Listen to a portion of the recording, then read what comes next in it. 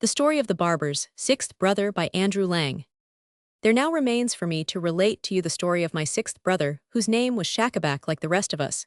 He inherited 100 silver drachmas from our father, which he thought was a large fortune. But through a luck he soon lost it all, and was driven to beg.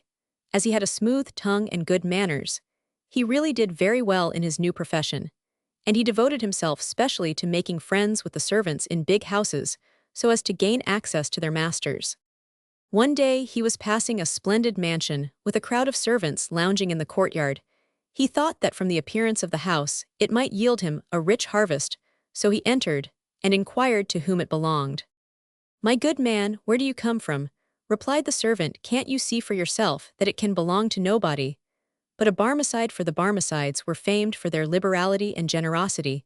My brother, hearing this, asked the porters, of whom there were several, if they would give him alms. They did not refuse, but told him politely to go in and speak to the master himself. My brother thanked them for their courtesy, and entered the building, which was so large that it took him some time to reach the apartments of the Barmecide. At last, in a room richly decorated with paintings, he saw an old man with a long white beard, sitting on a sofa, who received him with such kindness that my brother was emboldened to make his petition. "My lord," he said, "you behold in me a poor man, who only lives by the help of persons as rich and as generous as you." Before he could proceed further, he was stopped by the astonishment shown by the Barmecide. "Is it possible," he cried, "that while I am in Baghdad a man like you should be starving? That is a state of things that must at once be put an end to. Never shall it be said that I have abandoned you, and I am sure that you on your part will never abandon me." "My lord," answered my brother, "I swear that I have not broken my fast this whole day." "What, you are dying of hunger?" exclaimed the Barmecide. "Here, slave, bring water, that we may wash our hands before meat." No slave appeared, but my brother remarked that the Barmecide did not fail to rub his hands, as if the water had been poured over them. Then he said to my brother, "Why don't you wash your hands too?" And Shacabac, supposing that it was a joke on the part of the Barmecide, though he could see none himself, drew near, and imitated his motion. When the Barmecide had done rubbing his hands, he raised his voice, and cried, "Set food before us at once, we are very hungry."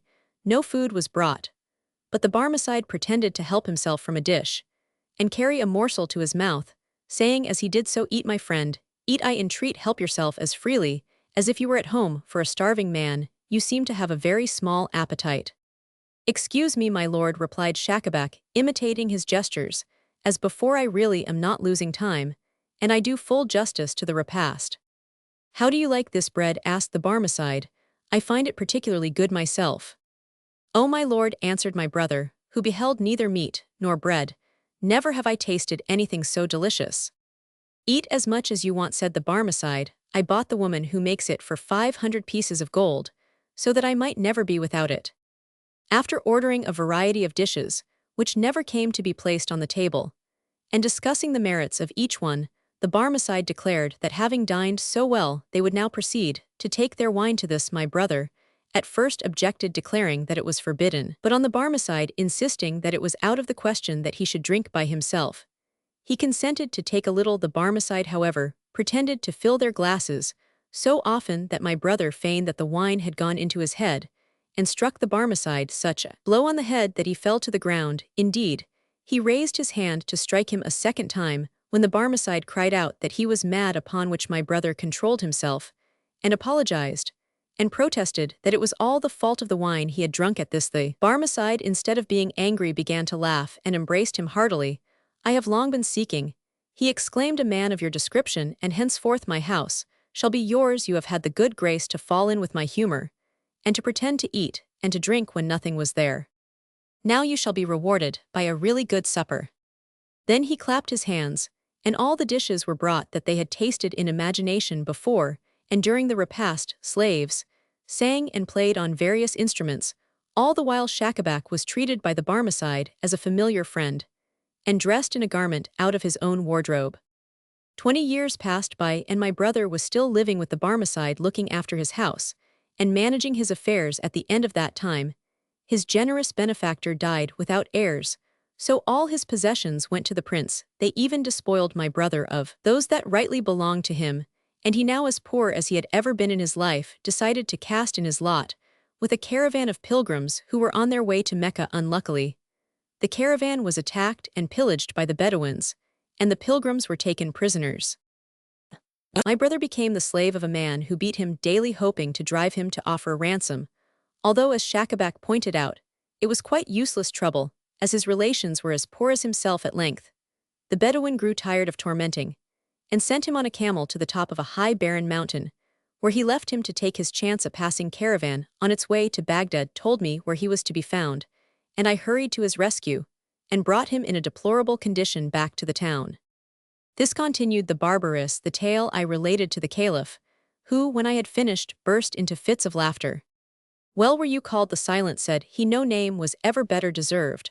But for reasons of my own, which it is not necessary to mention, I desire you to leave the town, and never to come back."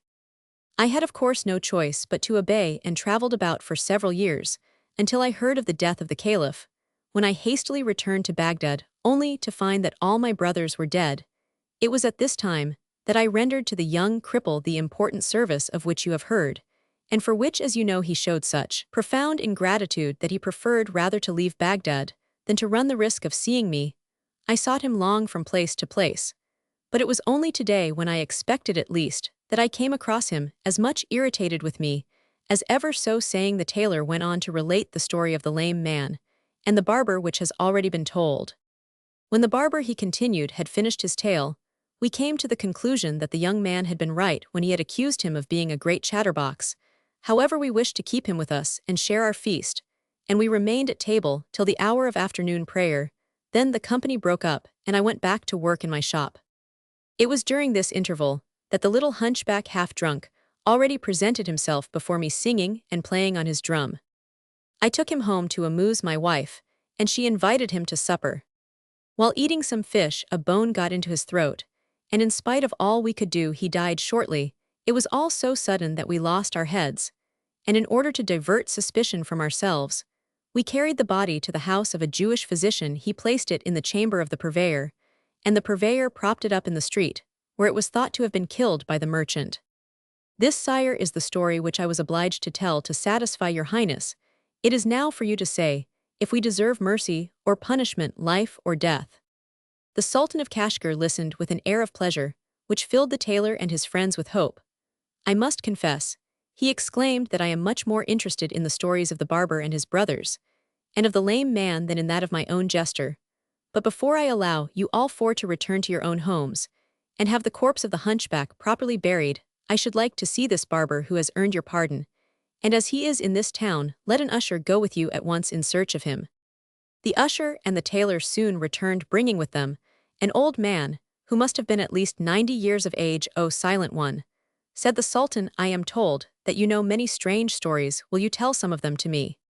"Never mind my stories for the present," replied the barber, "but will your highness graciously be pleased to explain why this Jew, this Christian, and this Mussulman, as well as this dead body, are all here?" "What business is that of yours?" asked the Sultan with a smile, but seeing that the barber had some reasons for his question, he commanded that the tale of the hunchback should be told him.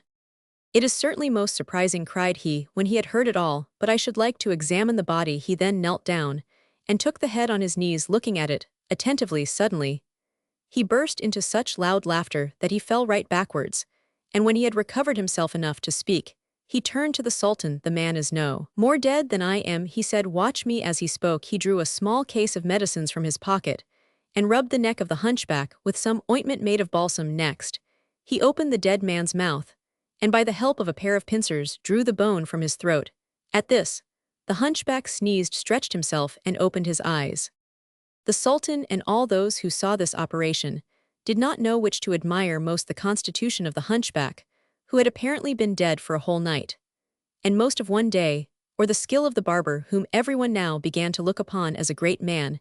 His Highness desired that the history of the hunchback should be written down and placed in the archives beside that of the barber, so that they might be associated in people's minds to the end of time, and he did not stop therefore in order to wipe out the memory of what they had undergone. He commanded that the tailor, the doctor, the purveyor, and the merchant should each be clothed in his presence with a robe from his own wardrobe before they returned home. As for the barber, he bestowed on him a large pension, and kept him near his own person.